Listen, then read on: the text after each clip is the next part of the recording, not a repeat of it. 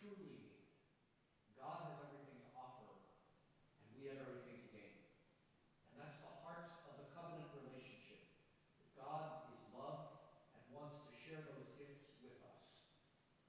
The prophet Isaiah is really challenging us to recognize that God has what we need.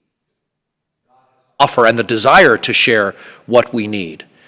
And what Isaiah's really having to shake people into understanding is that they don't have the strength to do everything for themselves.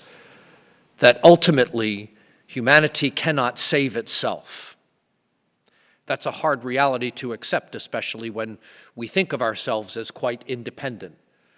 The struggle for someone losing their independence, having to depend on another person for their needs, especially when strength fails, when somebody has to give up driving or has to give up independent living, can become a painful time of facing reality and one's limitations. But for us, this goes deeper than that, about how it is that we await the Savior. If we long for the Savior, we have to admit that we need being saved from something, doesn't it?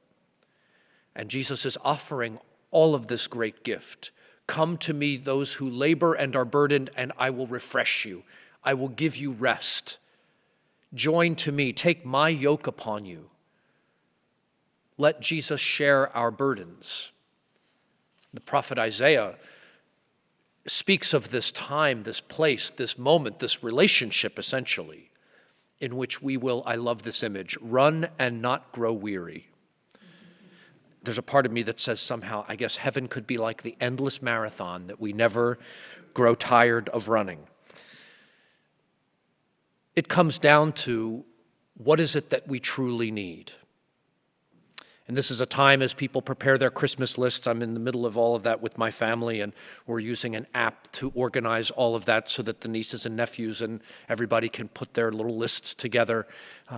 It's this time of thinking about what we want, what we need, and what we truly need is where we prepare our hearts for celebrating the birth of the Savior, for celebrating and recognizing that God comes to save us.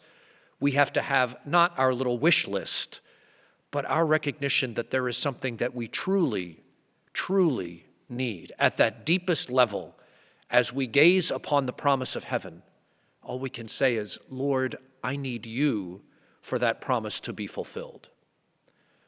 Let that promise and that hope drive your own devotion today, your own prayer, your own longing in the midst of everything else, as these weeks will become more and more of a frenzy, to keep that gaze at some level fixed on that deepest desire and longing for what the Lord has to offer us.